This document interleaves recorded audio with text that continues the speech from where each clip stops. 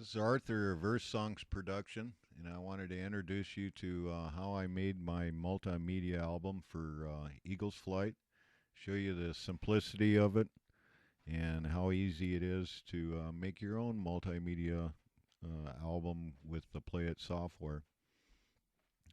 Here you can see I have the main screen opened of the Play It software generator, and all your buttons for creating your software are over here on the right, and one of the main buttons is this wand right here. I'll go ahead and click on that, and we're going to open up a previous page just to show you that I began the project earlier.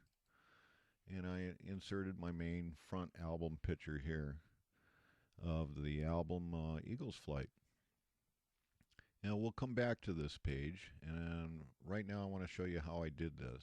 So we're going to create a new page, and you do that by clicking this little picture button up at the very top. And it's asking you to that you want to be sure that you're starting a new page. Go back to the wand. We're going to bring in our picture from the back of my album, and so it allows you to negotiate your directory of your computer. And I'm going to go to My Music, where I've got my album information, and I open up Project One. I'm going to select the back of my album. It shows a sample of the picture that you're selecting. If I was to select the front, there's the front. But it's the back that we want to create the second page for. So you can drag the picture in wherever you want it, center it. I could 3D that edge by clicking the 3D button, which is right here, and choose 3D. And I now have a 3D edge around my um, picture of the back of my album. And it's important to save in each step as you go. We're going to call this page 2, just for simplicity right now. And type in page 2, make sure that it's the right project that you're working on. I got several projects in here that I'm working on, but page 2 here, save it. We could add a back button to get people to go back, or we could add other background color out here, which I want to do now. And you just choose a color that you want to work with, and it's telling you that it's got to merge this color. And at this point, I'll save my project, and it's already got my name of my page, and I'll just click save, and it's confirming that you want to write over it. Now that I have my basic layout of my second page done, we can start creating hotspots. And basically, this is how I did my first page. I just brought in the picture, stretched it out the way I wanted it, and saved it. Let's create a back button. And I'll choose yellow. I like yellow. And we'll go up here and choose the button that allows us to draw a yellow square. I'm going to put this square kind of right over here. Choose my button here that allows me to move my objects once I've got them. And there I have it. And while I'm in this mode, I can make it a 3D button. Click 3D. And now it's a nice looking 3D button. I go up and I save my project. And I just save it real quick. Now I can add text over that button. I want it to say back. And over here on the right, you have the ability to select various fonts. And you can select whatever font you want. The font color, I need to change that to black.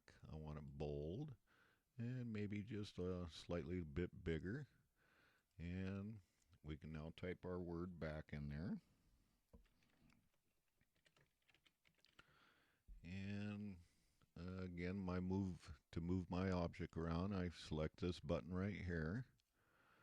And I can come over here and move the lettering now, because I want to center that lettering in my button, make it look nice and professional. And that looks pretty close to where I want it. And I save it. I got the habit of saving after every move in the program. if I want to get up and go get a cup of coffee or something, come back, I know that it's been saved. Um, Now we can create a hotspot to that.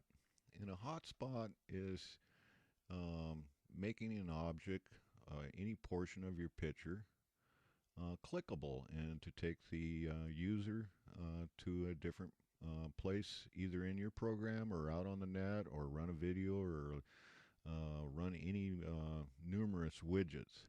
So anyway, I draw a square around it, and I now have assigned a hotspot to that object by putting my pointer over the hotspot and right clicking on it. I can assign what kind of widget I want to run for that hotspot. It brings you into a menu system that allows for a drop down menu, and basically I want to go back to my first page and go to another play it screen. That's the widget I want to run. I click on that, and it gives the 2 pages that I have for my program thus far. Now I want it to go back to page 1, so I select that, and I click OK. So that's now assigned to that button that we created. I save my project. I could create another hotspot for this eagle. For instance, I could have it, let's assign that. Let's go out to the internet with this one and show them my YouTube videos. So I'll type in the web address here, and it's www.youtube slash, or what, youtube.com/earthsongs. And you could test your link if you're not real sure that you got the right one, or you want to make sure that it's the right one. You test your link by clicking this big button here.